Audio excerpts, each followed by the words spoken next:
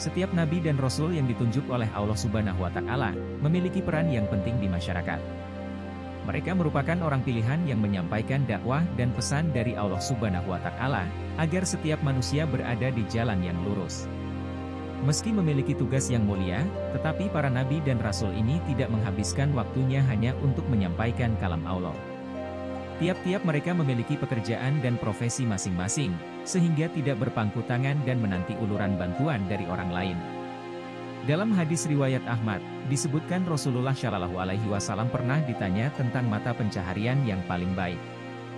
Nabi lantas menjawab, pekerjaan seorang laki-laki dengan tangannya sendiri dan setiap jual beli yang mabrur, diberkahi. Di dalam ayat Al-Quran telah disampaikan profesi dari setiap nabi. Mereka bekerja mulai dari sebagai pemintal baju besi, petani, arsitek, hingga penjahit dan penggembala. Berikut ini penjelasan beberapa profesi nabi. 1. Nabi Daud, desainer baju besi.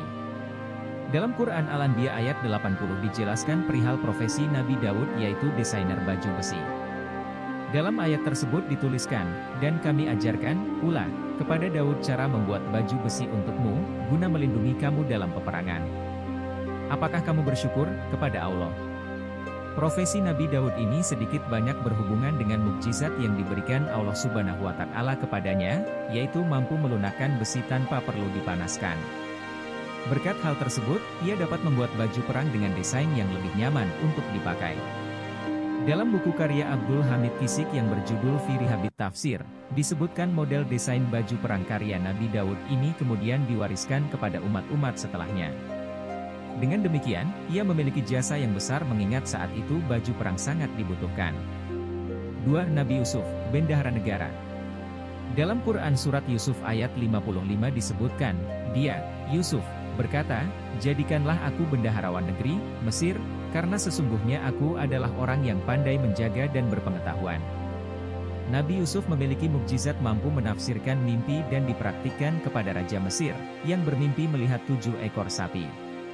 Atas mimpi ini, ia memberi takwil bahwa suatu saat nanti akan terjadi masa paceklik dahsyat selama 7 tahun setelah sebelumnya 7 tahun masa subur.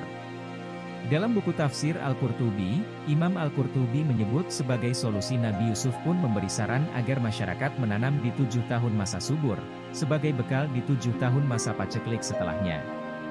Berkat kemampuannya dalam menakwil mimpi dan menyiasati perekonomian bangsa ini, sang raja pun memberinya jabatan sebagai bendahara negara.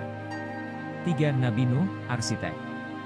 Profesi Nabi Nuh sebagai seorang arsitek ini dituliskan dalam Quran Hud ayat 37. Dan buatlah kapal itu dengan pengawasan dan petunjuk wahyu kami, dan janganlah engkau bicarakan dengan aku tentang orang-orang yang zalim. Sesungguhnya mereka itu akan ditenggelamkan. Allah Subhanahu wa Ta'ala memerintahkan membuat perahu berukuran raksasa, bahtera, karena nantinya akan terjadi banjir bah yang menenggelamkan negerinya. Perintah ini muncul bukan tanpa alasan, melainkan karena ia adalah seorang arsitek ulung. Ibnu Katsir dalam tafsirnya menjelaskan, proses pembuatan bahtera ini memakan waktu yang cukup lama. Nabi Nuh memulai dari menanam pohon, menebangnya setelah besar, lalu dikeringkan yang mana proses ini membutuhkan waktu 100 tahun. Setelahnya, Nabi Nuh membutuhkan waktu 100 tahun lagi untuk mengolah kayu dengan menggergaji, menyerut dan menghaluskannya.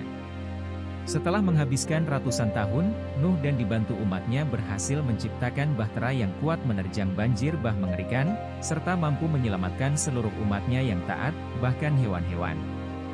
4. Nabi Musa, penggembala.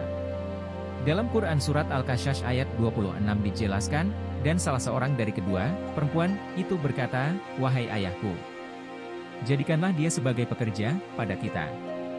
Sesungguhnya orang yang paling baik yang engkau ambil sebagai pekerja pada kita, ialah orang yang kuat dan dapat dipercaya.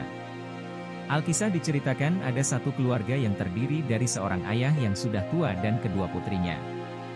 Karena tidak memiliki seorang putra dan pembantu, maka yang mengurus semua pekerjaan termasuk menggembala kambing adalah kedua putri tersebut.